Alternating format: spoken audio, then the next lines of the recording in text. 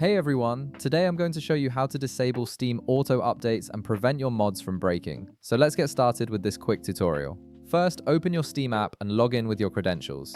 Once you're logged in, direct your attention to the upper left corner of your screen. You'll see the library tab there. Go ahead and click on it to access your full game collection. Now in the left panel, you'll see a list of all your installed games. Locate the specific game you want to disable automatic updates for and right-click on it.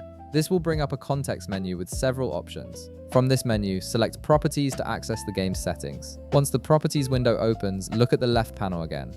You'll notice several tabs available. Click on the one labeled Updates. This section is where Steam controls how and when your game receives updates, and it's exactly what we need to modify. Under the Automatic Updates section, you'll see a drop-down menu.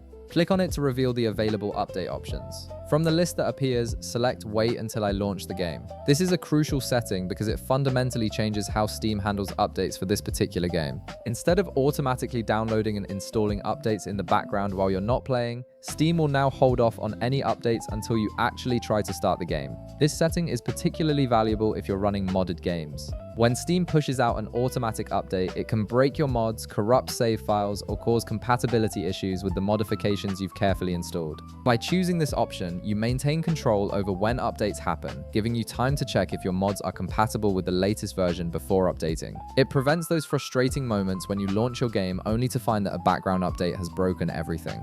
Keep in mind that the update will usually be scheduled when you try to start the game, so you'll still see update prompts. However, you'll have the choice to postpone them if you're not ready to update yet. And that's it. You've now taken control of your game updates and protected your mods from unexpected breaks. If this video helped you out, be sure to leave a like, subscribe, and I'll see you in the next one.